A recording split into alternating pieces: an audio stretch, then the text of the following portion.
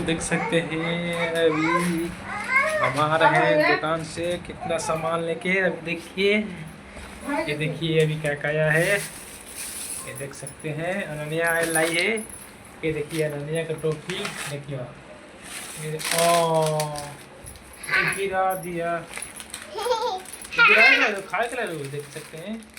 ये अनन्या का टोपी आया है दुकान से, अब मेरे लिए आया है ये कोल्ड ड्रिंक आज बनेगा।